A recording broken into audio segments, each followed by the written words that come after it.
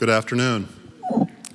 On behalf of the MIT Sloan CIO Symposium, welcome back to Kresge Auditorium. Today we're very proud to introduce you to our analytics panel, led by Michael Hopkins, who's the editor-in-chief of MIT Sloan Management Review. Welcome. Thank you for being here this afternoon, and I'm going to thank our panel for being here in just a moment. But let me just introduce our panel, the general subject of which is how analytics are or are not driving business value. What are the emerging new opportunities, the threats, the impediments that companies are confronting when they are trying to turn the new capabilities in analytics and use of data into truly data-driven enterprises and capitalizing on it by creating value. Before I frame this a little bit by both observing a data point and posing a question, let me welcome our panel here.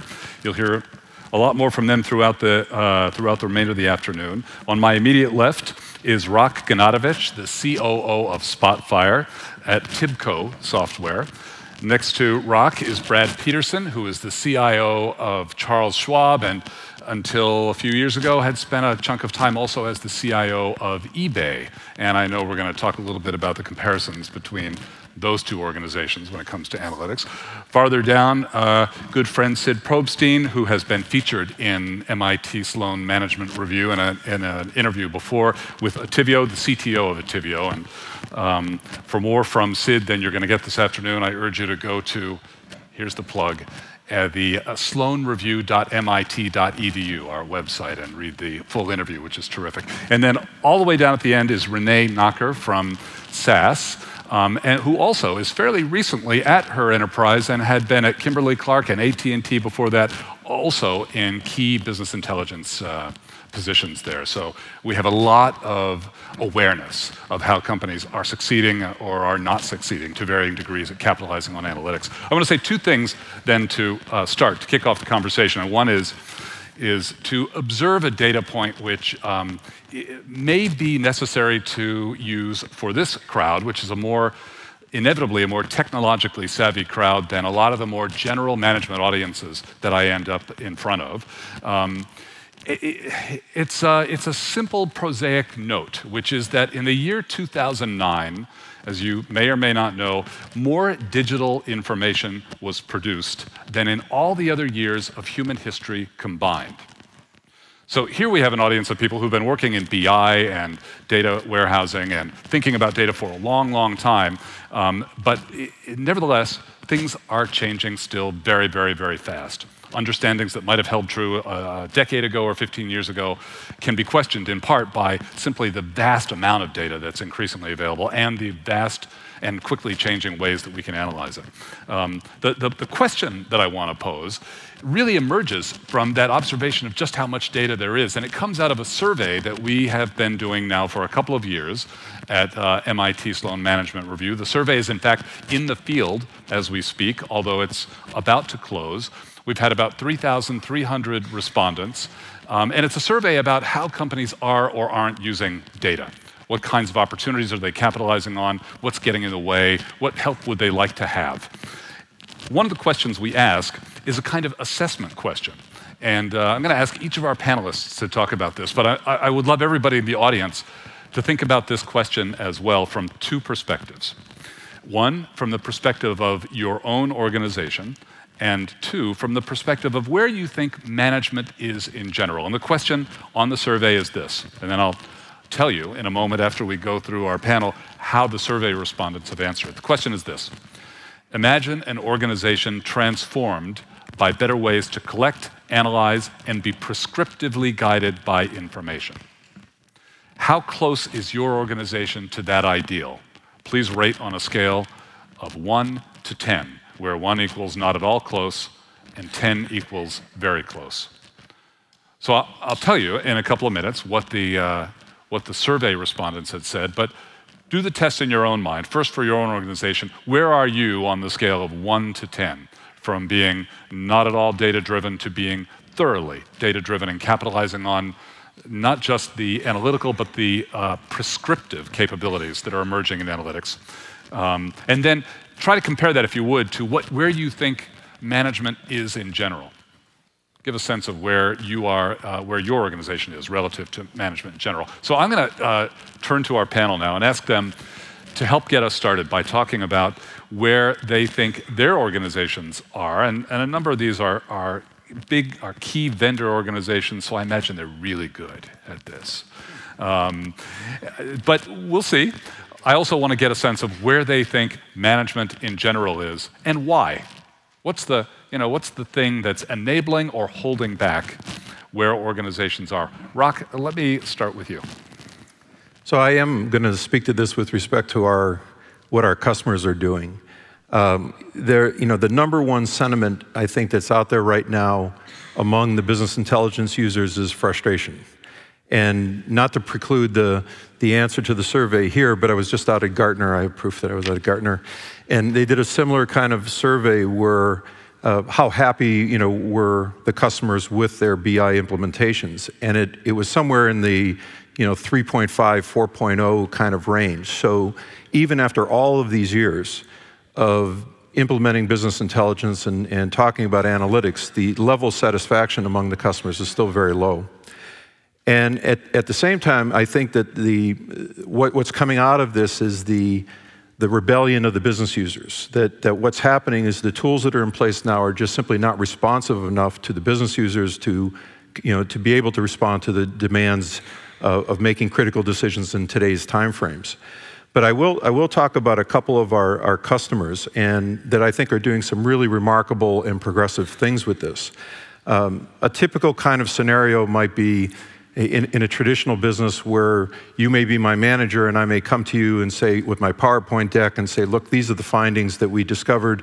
The manager might comment on that and say, that's very interesting. Go take a look at this, this, and this, and come back in a couple of weeks. And that cycle goes on over and over again with every project and with every manager employee combination. And what we started seeing happening with our product was that the employees started bringing Spotfire into the meetings themselves. So when the manager asked the question of, how about go back and look at this, this, and this, they were able to do that in real time, asking and answering those questions right in the meeting. That then took another step where then they started to do that in groups like this. So looking at the whole portfolio of what was available in the portfolio of decisions that needed to be made among all of the managers across all of the different product lines. And then the final sort of stage of this is one of our very large accounts in the CPG marketplace has actually built an office for data. And if you can imagine a conference room table with a couple of OmniMax type screens there, a few doors down from the CEO's office, where physically and virtually all the heads of the business units meet and sit there and ask and answer questions about what's going on with the business in real time based on information that's just happening. So this idea of really embracing analytics and from the top down in the organization, I mean, this is an organization that I'd give a very high mark to in terms of pulling up the average. I'm curious, where on 1 to 10? I think that they're still critical of themselves, but I probably 8.5 kind of a number. So. Okay. Brad, let me turn to you, and I in answering the question for Charles Schwab, I would love to hear you do a little compare and contrast between what you experience at Charles Schwab versus what you experienced at eBay. Thank you. And I think I'll give two grades. So I'll rate eBay and also Schwab. And I won't spend a lot of time on eBay right now, but maybe we'll come back to some of the more interesting strategic uses of information that aren't maybe as obvious, that were pretty exciting at the time and very much cutting edge. So I would say at eBay was one of those companies that all the traditional solutions just broke. They didn't work. Well documented in '99. CNN was out front, and Sun had delivered the largest server, and Oracle, we had one of the largest instances of Oracle's relational database running, and it stopped working. So pretty successful company, very high profile CEO, and the vendors had nothing up their sleeve. So it's now been solved. It's a well-chronicled horizontal architecture that, that Facebook uses, and Twitter still, actually they just hired one of the ops people from eBay, but Klaus is running Salesforce, and everyone that was at eBay is now at one of the fast-growing companies, just making sure they don't run into that issue. But you ran out of the traditional approach. The data volume just was not something that you could stuff into anything that was commercially available. So I think there's some exciting things there, and I would give eBay an 8. And absolutely, the auctions, the listings, the new customers were, they weren't in the meetings, they were actually live in the knock, and that is what we responded to. The stereotypical website commercial that, they put up the site and all of a sudden things start coming at you. That was eBay from day one. It just continued to grow, and until this company, Google, had a steeper line, eBay was the fastest growing company in the history of the world. So we have all these charts that Meg used to like to show with Walmart and Starbucks and Microsoft and Nike, and there was eBay, and then unfortunately Google kind of went, and I think Facebook's maybe done that as well. But when that's happening, you don't have time. And you really have to innovate around using data. So data volume was absolutely something that we had never seen at that level. Google didn't really have a need to keep track of its customers at the time. Google had tremendous amounts of data, but they weren't really people engaged in shopping and buying products. So this data was very important from that side. So I'd love to, as we move on, I can come back to some of the applications that were strategic. On Schwab's side, I would say we're a 6. And Schwab, because financial services, and Schwab's very much of a client-focused financial services firm, it's really well organized. And we also get a social security, you get a tax ID. We have a very pristine customer record because you want to make sure your money is associated with the customer versus an e-commerce company. They take an email. If there's a duplicate email, it's a duplicate customer. They'll count them as 2 customers. In financial services, you're pretty buttoned up at making sure that if someone gives you $1, you associate that with their record. So I would say Schwab's very advanced around the use of the customer, knowing the customer, and what the prior panel said, hooking up the channels. We're doing a pretty decent job of trying to make sure where you want us to go, next being social and mobile, that we'll try and have a well-coordinated effort around that. And then I would say financial. It's just, the numbers, the SOX, that kind of thing gives us, above a 5. I think where we are still, and this is where I'm excited coming from eBay, is we're not driving modern marketing growth as much as we can. And I think financial services in general is a little bit behind certainly the newer companies. So I would say a 6, but when we hear what the overall score is, I think I'd be surprised if we're not above what everyone else thinks at Schwab. Okay. Well, let's see. I think I'd give Ativio, I think I'd give us a 7, but I would do that with a couple caveats. One, I think you made an excellent point, Rock, that BI and the kind of legacy stack that exists in many companies is pretty frustrating. So we don't have one. So that gives us a little bit of a boost. Another point is, as a relatively young company, right, we're small enough and not so globally distributed that we can in fact collect the data, we can in fact collate it, even if we don't use necessarily the best approach to do that, because you don't have to when you have a reasonable amount. We do use a lot of analysis on the things that matter, right? Product development and quality and engagement with customers and reach of message and things like that. And we do a lot of that, and we've experimented and shifted. The challenge for a company that's very passionate about its goals and tries to, I'll use the word innovate, although I'm a little dissuaded from the last panel, but you have this emotional and visionary drive, which is also part of it, and sometimes that leads you to, say, question the data, right? So I think we get good marks for that. overall. I think we do a lot of data-based decision making. And what would you say, I mean, in your, given your vision into the enterprises, the operations of many enterprises, what would you say the sort of management world is at large when it comes to assessing 1 to 10? I tend to think I would give it something like a 5, and a lot of it's not so much, I think many companies do a fantastic job of processing the data they have, but collection's a big problem, right? And that's where we heard a lot about big data and the need to deal with these massive volumes. You have entire technology movements based on this simple, the simple deluge. That's a big challenge, and it prevents people from getting the data into the sort of, let's say, the information funnel, right?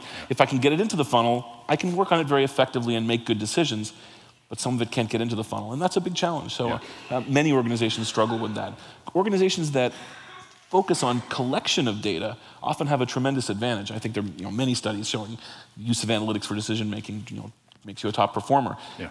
So clearly, I think QED, right? It follows that if you can collect that data and process it, you're going to have a huge advantage. And we'll see that change. People are very interested in that now. I heard the word unstructured. We were here 2 years ago, and I don't think we heard the word unstructured very often, certainly not in a panel. I heard it many, many times so far today. People want to understand that why. They want to be able to say, okay, well, we've seen the transactions. We can understand the path they took, maybe geographically or whatever it is, or from a purchase perspective. Now let me understand what was motivating them to do that. And then another piece is, of course, the social network, right? Yeah. What do their friends think? Yeah. I see a lot of progress, but still I would say a 5. Okay. Renee. My perspective is just a little bit different, working for a company that is really driving business analytics. I'd love to say that everybody out there is a 10. And in my mind, a 10 is really a place where not only is analytics a key part of decision making, but it's embedded into business processes. So the right information, the right analytics with the right data is done at the point of operation, given to the lowest level of the organization in a knowledge worker where they can actually act on that data in real time.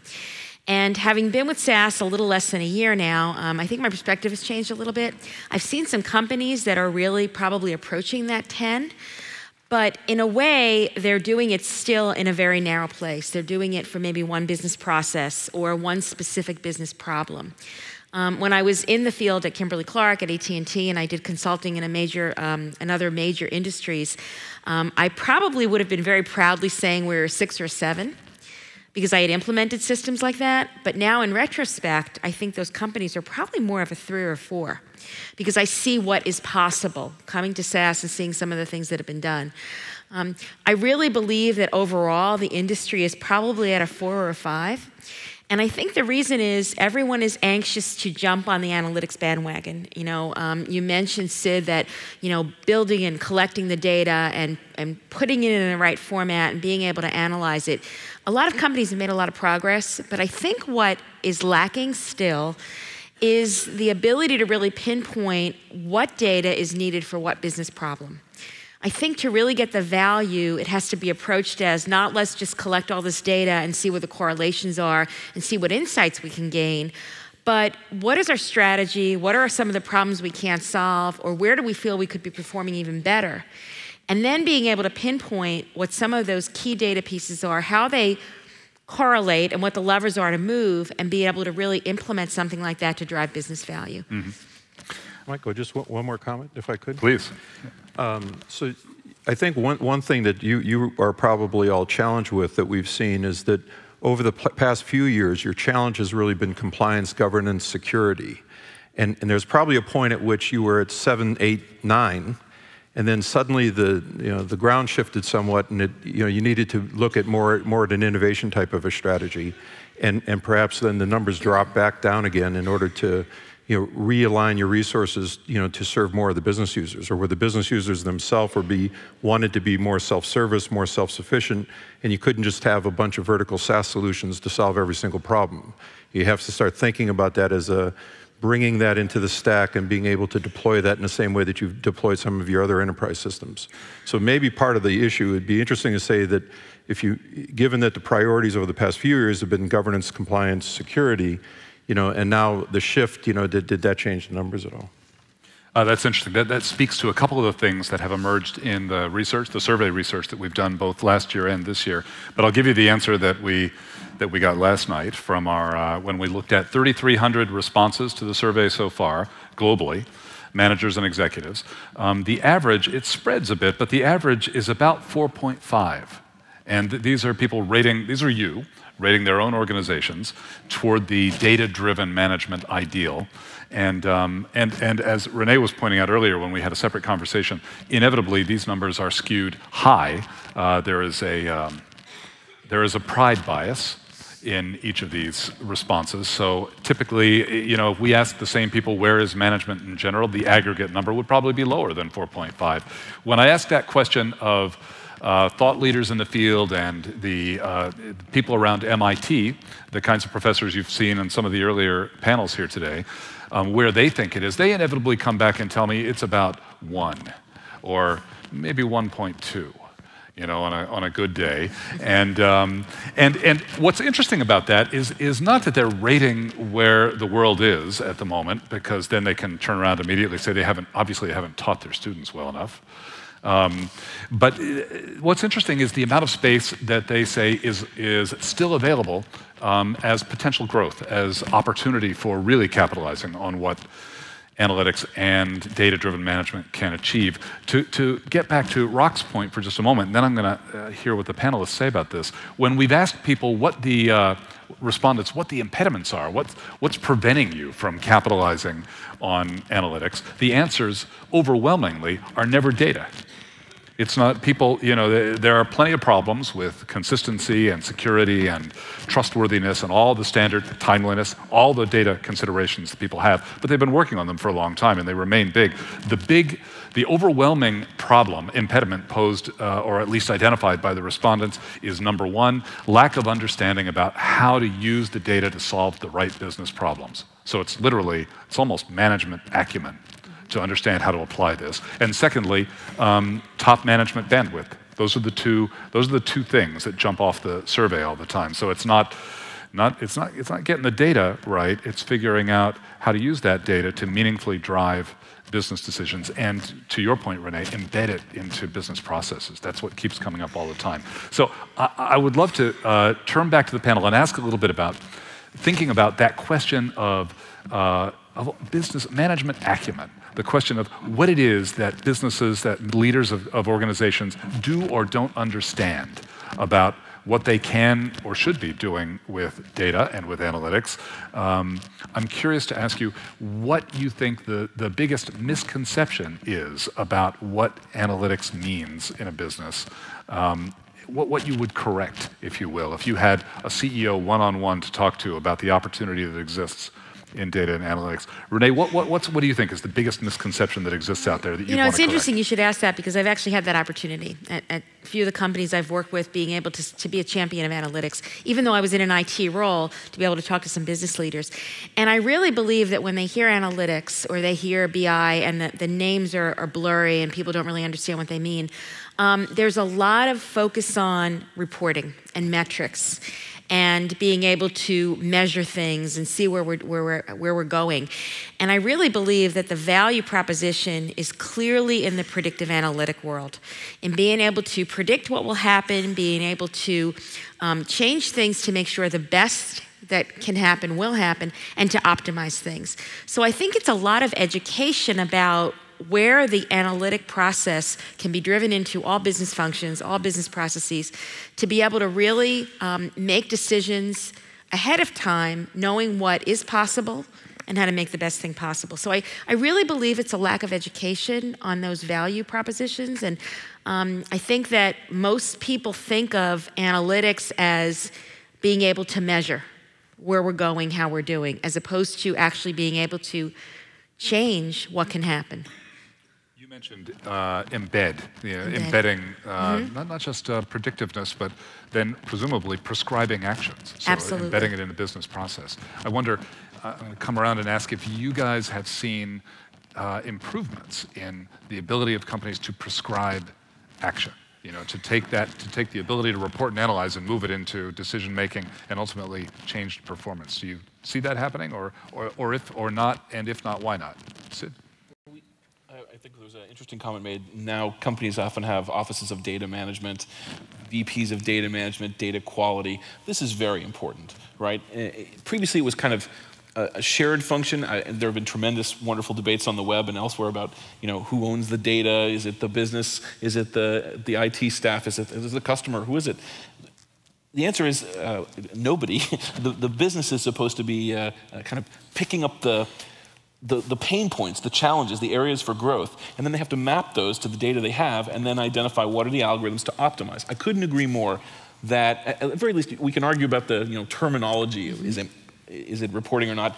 I think the simplest way to separate is to say reporting looks backwards, analytics are all about optimization, and changing some pain point into some potentially competitive advantage. Mm-hmm. The challenge is education. Organizations are beginning to staff it. There is a much more of an interest in that. And then you're starting to see people, the term analytics sandbox. It's a very new kind of term. I don't think it's actually a new phenomenon, but people are saying we need to spend more time experimenting. We need to do more A/B testing, and somewhat this is because of the possibility, the potential for doing those things in the online world. Very hard and expensive to do lots of A/B tests if you're mailing out expensive items to tens of thousands or hundreds of thousands of people. Very, very inexpensive, even at the large scale, right? So you can start to test out these ideas and say, hey, this one gets us a better response. I was at I went to a vendor that I'm not sure, I'm not going to mention their name, but they would not be probably at the top of mind if people thought about advanced analytics. But yet they had an internal summit. They invited a lot of interesting speakers, and one of the most excellent things I took away from it, I think the management folks who attended did as well, is that each time we dig in and find a pain point and identify a real analytic that lets us predictively make the right offer, solicit the right customer, whatever it is, each generation of those boosts that curve, right? From the flat line of random approach to customer, we had the demographics that pushed the curve up, psychographics, currently social network or social distance is another one. So, and of course it's driven very heavily from revenue, but I think we're going to see it spread into profit, into maximizing lifetime customer value, and people are going to want to, part of it is now we're very focused on the data we have, what more analytics can we do? When I was sort of alluding to the collection problem, right? People are starting to say, so what other sources could I figure this out from? If I think that social network analysis would let me uplift my conversion rate, then how do I figure out who's in a social network? Because unfortunately, my customers don't tell me that. Yeah. How can I derive that information? And we'll see more focus on that and more, and also a lot of interesting consulting companies and young companies springing up to try and bridge these gaps for people.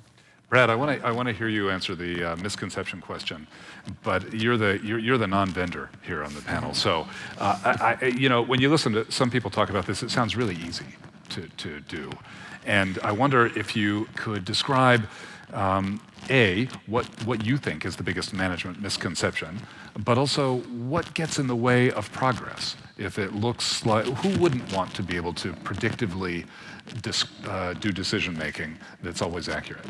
So I had a chance. So I'm going to admit my limitations. So my family tells us how data driven I am, which means I'm probably imbalanced and don't focus on the human emotion enough.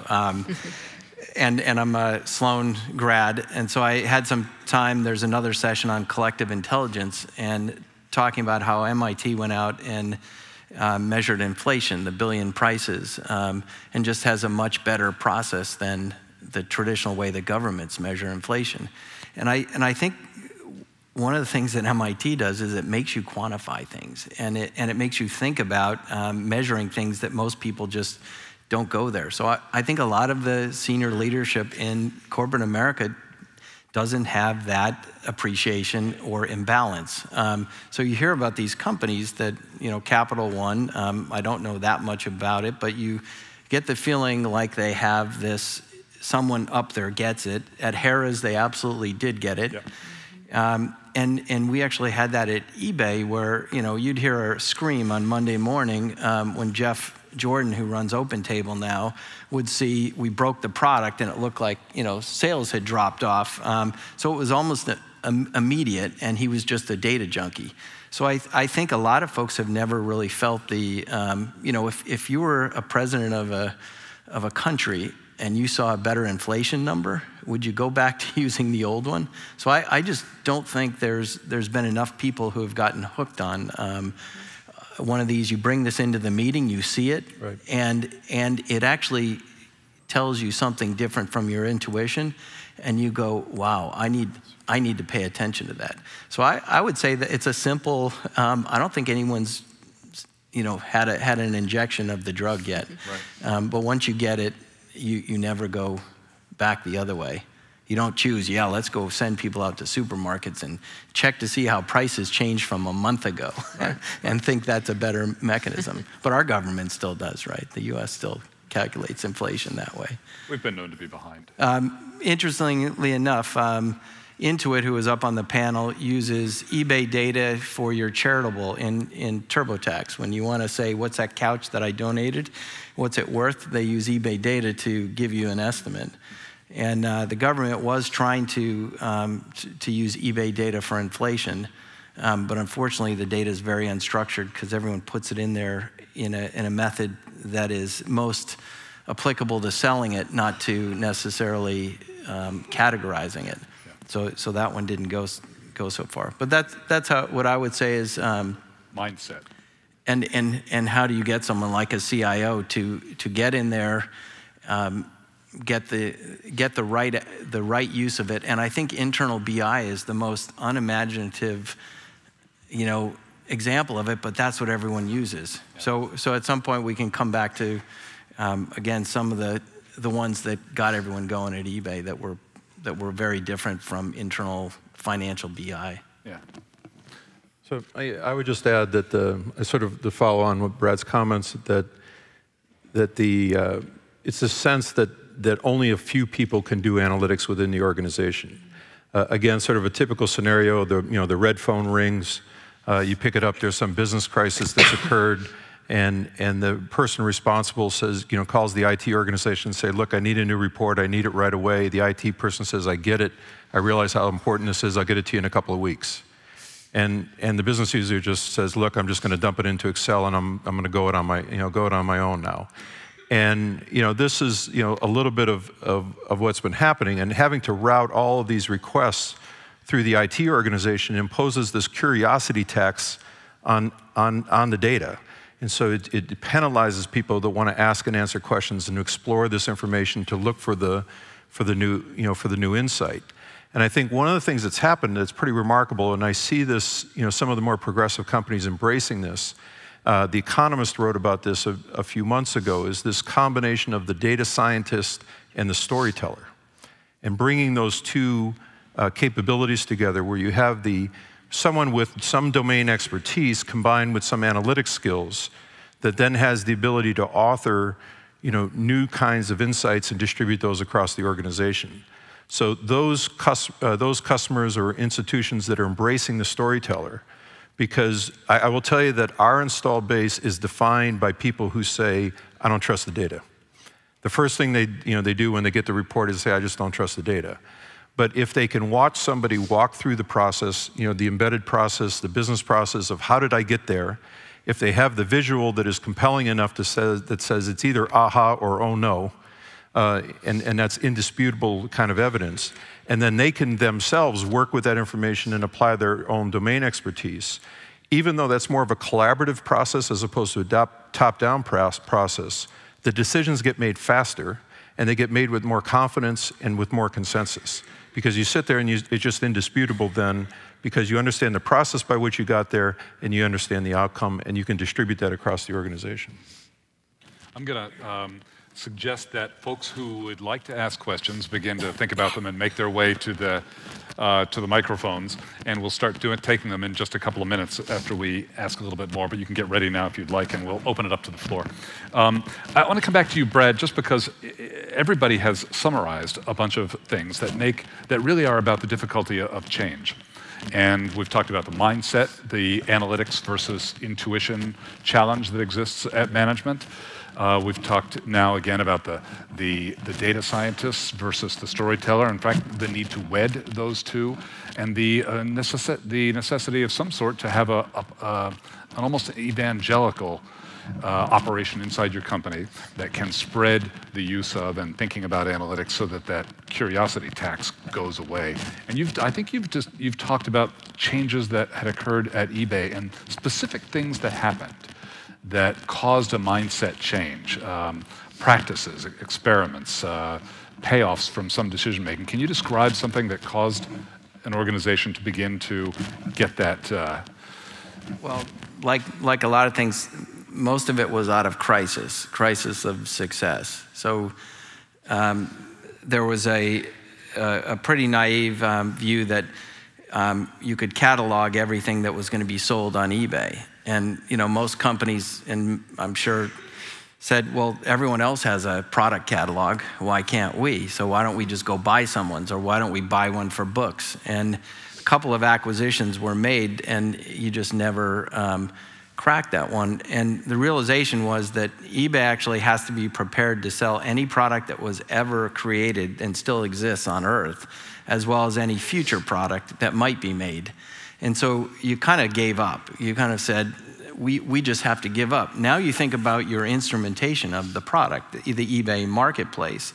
And every time we wanted to add a new category, because someone decided they were selling restaurant equipment. When restaurants go out of business frequently, they sell the bun warmer on eBay. You go, whoever thought we were going to be doing that? And we don't have a category for that. So you also then couldn't put in line of, we can't put out that new category for selling something. So there was innovation happening on the marketplace, but you have to be able to then respond and measure it. So we didn't have the traditional approach of, we can sit there and data model everything that's being sold on eBay and wait for us to put in that release that has that capture attributes.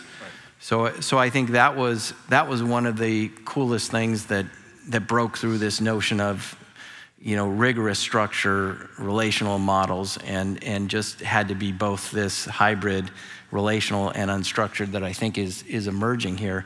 And I would say that's, for CIOs, we kind of all have a set of, you have a BI vendor, whether you went MicroStrategy, BO, or Cognos, and those have all been bought up now, and you have your quarter ETL layer, and you've got your mega, if you're a large enough company, Teradata or Netezza environment. And those all work pretty well, so I'm not going to say throw them out, but I really would encourage everyone to say there's some of the vendors up here too, and someone will be a challenger to SaaS, I predict, because of the price. But there's a whole set of new approaches that I think are worth now spending some resource on. And I wouldn't oversell them like you're going to get rid of Teradata or Oracle or anything like that anytime soon. But I think you do need both, and I think you do need Hadoop. Cloudera is a great supplier, almost like Red Hat for Linux. You get that in, and what you do is you cap your some of the traditional vendors. You get some real excitement, and your staff loves working on this. People will work on it over the weekends. So I would say that's really what broke through at eBay. And so at Schwab, we are playing with Hadoop and some of the new tools on top of it. We don't have Spotfire, but Tableau, and looking at Endeca and looking at Spotfire and you guys. And you guys, I think, can talk about how you envision structured and unstructured coming together as well. But that I think is the, give up on the standardization, give up on everything has to be organized, because at some point in your business, it's gonna actually be the exciting thing that breaks you through and will enable growth. And that's what kind of happened at eBay. Rennie, do you think you should give up on everything being organized? I think there's some truth in that, especially with what's happening with unstructured data, and we're seeing that a lot, with text analytics and text mining and those kind of things. But I think it depends on the business model, and it depends on the business process, because I think in some spaces the structured data and the modeling of data is really important to get the right optimization answer. But I do think that moving forward, we're going to see a lot more of that blend. And one of the things I wanted to comment on, some of the things you said about the excitement of people getting involved in this. What I've seen happen is starting out really small with a very small business problem and having a hypothesis of what may happen and implementing, kind of a poor man's analytic solution, but then really being able to highlight that and bring it to different business process owners and say, here's the art of the possible. Here's the kind of things we can do with the data that you're collecting every day. And it almost becomes a contagious wildfire. People start to see value and it builds upon itself. And I managed an IT staff that implemented these kinds of things. And you're right, they worked on the weekends. They were so passionate about being able to really add business value and help the business innovate, as opposed to being, we heard a lot about this morning, the order takers. They were actually driving the business value by saying, I have an idea, I've seen the data, I know what the data looks like, I know what we're trying to do as a company, let's go in and invent some of that. So I kind of got off topic there with your question, but I'm very passionate about that change management and that culture change, about being able to have a hypothesis, look at a business problem, and really turn people loose on the data to work in pockets to say, here's what is possible. And suddenly it becomes enterprise-wide. Grab the mic if you're ready to ask a question. I just will say that echoes a lot of what we found in our research over the last couple of years. Working in pockets, a lovely phrase, sort of skirting the need to completely transform the entire organization and instead getting success in small places, which does attract more investment, more energy, more momentum. Absolutely. Right? That's exactly right. Let me go here first. My name is Dan Woods. I'm a columnist at Forbes. I've seen how environments like Spotfire strike this interesting balance between empowering users and not creating a mess. When you give people something like Excel, they can do anything they want based on their skills, and then you have this massive distributed mess of things that are very unreliable. When you give them, something like a dashboard, they have the dashboard and they can answer the questions you predicted. What do you think the sort of rules are, or the kind of design principles are to get it right, so that you can roll a solution that provides enough degrees of freedom to empower, but not to create a persistent mess? No, it's a great question, because otherwise it can't be deployed in any kind of systematic way if you don't answer that challenge. And the issue with Excel is, to your point, is you can do anything you want with it, but then you can't share it with anyone, because no one else can figure out what you've done, within that spreadsheet. So for us, it's a combination of two things. It's a guided capability. So when the application has been built, whoever's expert and has built that app can set up a workflow within the application that another user who doesn't have that same expertise can follow. But then at the same time, that user then can go off in an ad hoc sense and pursue something that they might see based on what they know about the data. So one of the interesting things about our product is you don't have to be as precise in terms of the data that you're putting into the application. You can be more inclusive because it's very easy to filter out those things that you as an individual are not particularly interested in. So I would say it's a combination of a guided workflow in addition to a free-form analysis that allows you to do that.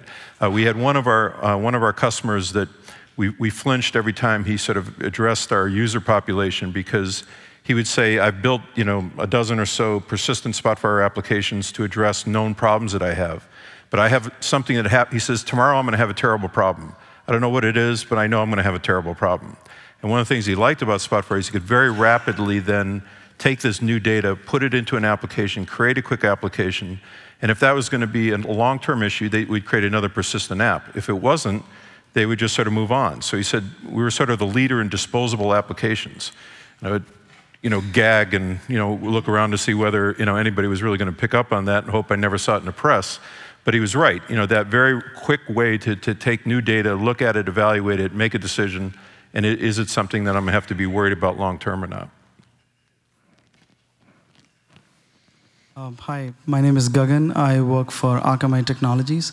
I have actually two questions. One is actually a comment, not really a question, on we are in the BI world, we are in a kind of a flux mode right now, right? I mean, we are going from all human-generated data to a humongous amount of machine-generated. So traditional methods cannot scale that much. So, given that problem, I still feel the traditional BI still has a place, because I categorize users into 3 groups. One is people who just do a functional job, which is, let's say an accountant kind of person. They're going to come in, do everything day by day, month over month, do the same thing. If you build a standard template for them, they're happy with it, because that's expected of them. Then there is another set of users who are more data hungry, who get phone calls, emails from people, hey, what happened to this account? What happened to this customer? Why did we lose this account? Things like that. For them, some of the existing tool sets, I think they do justice to some extent, especially you can bring all the data. The customer lost because we denied them a credit and they never came back, things like that. I think that where you guys mentioned, going to the next level is people who are not just hungry for data, but they just want to gobble up all the data. It's like, where is the enterprise going? Where is the world going? So I think that's where most of the challenge is, in my opinion. So that was the first comment. My question to you is, you all rated most enterprises, which I totally agree with, around 4. And I think that's what the survey also said. That's what people like us claimed, and I would put that between 3 to 4 for my own company. If each of you can give like one thing that you think is keeping us from reaching to, let's say, 8 or 9, that would be really beneficial.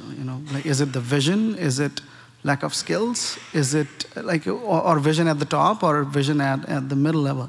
So that would be really helpful. Thank you. Beautiful, great question. Renee, let me start down at your end. I think it's lack of, I wouldn't say it's lack of vision.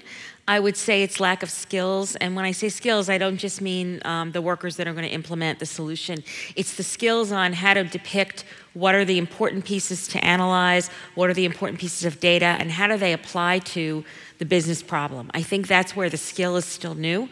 So I think it's a lot of more of the analytical skill as opposed to a technical skill. There's still quite a learning curve, and I personally think that that's where experts have to come in and sometimes help a company take that next leap to get to the next place, to educate and bring those capabilities to bear. So where do you think that skill is missing? Is it like what layer? Is it the top C-level execs? Is it the middle management? Or is it all across? I would say C-level execs to a certain perspective from a understanding what's possible, but the lower level management and the people that actually are driving the decision making with the information, I think the skills are not there yet to understand what's the right way to narrow down the right business problem and the right data that goes to that business problem to predict the results. Sid, what do you think? Biggest impediment? Absolutely agree with, well, I think the biggest one may very well be expertise, but another really relevant one is infrastructure and focus on short-term profitability. So a lot of these initiatives that are so interesting, that look at new data, they are skunkworks projects. They are some highly incented business manager, salesperson, line manager, customer service manager, customer advocate who says, we need to do better. And they can't get the data internally. That data might not exist at all internally. You can stare at the BI dashboard, you can get that report every week, and it still won't tell you no matter how hard you try. But then to go and get enough infrastructure to say, well, we have all this web traffic, why don't we look at that? That can be a real challenge because, well, we cut that down. We've been reducing that. We've been driving cost out of the IT layer, and so there's less of it. I think this is an obvious effect in that there have been entire industries brought up to sort of deal with this. The idea that, hey, you need some flexible hardware that you can use to crunch a whole bunch of data, and then you want to kind of just throw it away after you're done with the analysis. That's a very new idea. Companies 10 years ago, 20 years ago, when I worked in financial services, they didn't have the concept of throw away, right? Instead it was, well, we'll cancel the project after 8 years. And I thought that was really quitting. There was only 5 years left to go. But it's very much, what I see is very much, if people remember the famous Dilbert cartoon, where Dilbert is talking to the pointy-haired manager, and the pointy-haired manager says, we need to centralize IT so that we can get synergy. And Dilbert says, oh, this is cool. And then the next one, he says, we need to decentralize. The pointy-haired manager again says, we need to decentralize IT so we can have competition and innovation in each of the units. And Dilbert goes, the man's a genius. Actually, it's yin and yang. Both of those have to happen. You need to build a pipeline so that you can have these innovative ideas, you can explore and let people say, who have a unique take on something, get the data, internal or external, crunch it, prove that it has value in a non-super costly way. Otherwise, you get what did you call it? The innovation tax or the creativity tax. I call it the death of great ideas in the parking lot. You think of it in the morning, but by the time you park your car, you go, well, I'm going to need a DBA, a bunch of servers. No way we'll get that. I'm going to go back to work. You want to avoid that effect. But then as you start to create those kinds of bubbles of information, hey, this worked. Hey, that one worked too. Then you need a pipeline, right? You have to have a product process around to say, okay, we're going to take this, and now we're going to apply it across this business unit, and when it succeeds at that business unit, across this entire subsidiary, and we want to say, can we take this algorithm or this optimization, is there an internal version of this? It's always going to start with customers. I'm sure most people wouldn't disagree with that. It's going to start with customers, but then you're going to say, you know, if we can understand customer satisfaction based on a series of factors, buying behavior, buying time, commentary, dominant themes, maybe we could start to do that internally. And then again, you get this bubbling of small projects that should lead to another deluge. The data deluge should turn into a deluge of new products, new analysis, and new ideas that ultimately will let us deal with the volume better. Think about it now, right? Today, the volume is overwhelming, but that won't be the case in 10 years or 20, and I wouldn't predict more than that. So I want to get answers to this question of what that lever is to get from 4 to 8 if you had to identify one. Brad, what would you say it is? So I would think the secret pool of money to get there and the excitement to link in. So I would have answered the question that I thought it was, you know, probably a senior management problem and a vendor tool problem, that we still too hard to use the tools, but I think there isn't the enlightened senior management. But if you look at how much a consumer company, we'll just take that, spends on marketing and how much they spend on product, I think you can go over without increasing the cost of either of those two pools, and you can absolutely compete against the traditional marketing dollars and create real excitement, because marketing's there for growth. The CEO, every CEO knows how much they spend on marketing and knows what they think they're getting. I think there's a huge killer app sitting inside of every consumer organization's marketing budget. And the advertising agencies don't want to give it up, so you're going to have a kind of stealth way to get in there. But a mobile app that's built out of your technology organization is really a marketing Trojan horse. So the opportunity to fund that mobile app shouldn't come out of technology. It should come out of the marketing budget. So I would say that's the way to jumpstart it from a 4 to an 8. Anyone that's not really innovating with marketing around the data side is probably missing an opportunity, or they have a really outstanding marketing organization. Great answer. Rock, what do you think? I'll be quick. I think it's always a combination of technology and methodology. I agree with Renee that there's definitely a skill set gap. The companies understand how to architect for reporting. They understand the stack that supports reporting. They don't always understand what to do with analytics. You know, how do we embed statistics? How do you distribute it? How do you make it predictive? How do you look at events as opposed to looking at data? You know, this sort of looking how to architect that, you know, I think becomes a real critical element of that. You know, what happens when all the users need to be able to add data to their analysis on an ad hoc basis. So there's a technological and a methodological approach with that. And then I think what Brad's other point was really critical is this idea of don't having to organize everything. I mean, that's a license to innovate. And I think that kind of a message coming down from the CEO's office or the CIO's office, and in this case, allows a lot of these these analytic sandboxes to start to take hold and be able to demonstrate real business value to the executives. Great, come over here. Hi, my name's Rohit Bayana with InfoSeps. So my question's a little related to this previous one, as well as related to some of the discussions in the earlier panels. So we've heard that BI is still not that widely adopted in most organizations. And we also heard on, I think, a couple panels this morning that BI tools are still too difficult to use. So curious about your viewpoints there and what BI needs to do to make, BI tool vendors especially need to do to make it, make those products easier to use. Who would like to pick that up? Sid? They have to go through the evolutionary cycle, right? So the largest, most established BI vendors, the independent ones, are now all parts of the largest companies in the world. And so they will become, they are the legacy by definition, right? They're the incumbents. And I'll tell you a story about how it often gets used. It's that you need a real combination. It actually gets to what you were saying a little bit about you need the expertise and the understanding of the business, and then the ability to communicate with the business units and kind of get the questions, right, that leads you to tell a story. I'm kind of trying to pull a few threads together here.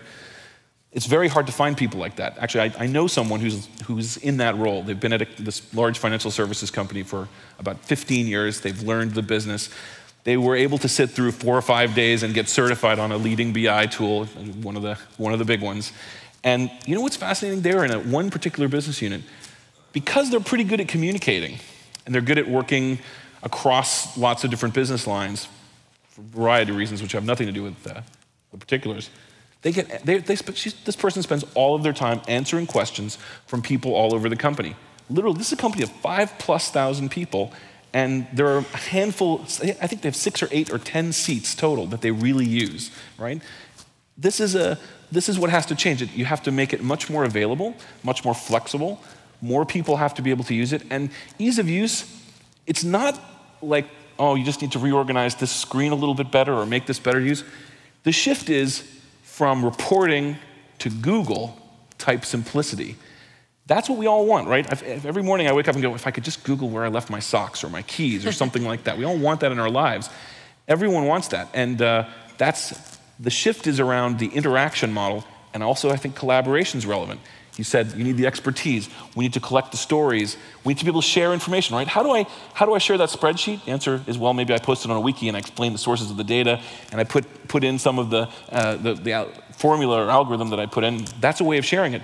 Building all those things, hooking those things together, that's the new enterprise information fabric, or whatever you want to call it, right? It's a way to figure out what data do I have, what can I look at, how can I transform it, and do that with the kind of model that I'm used to.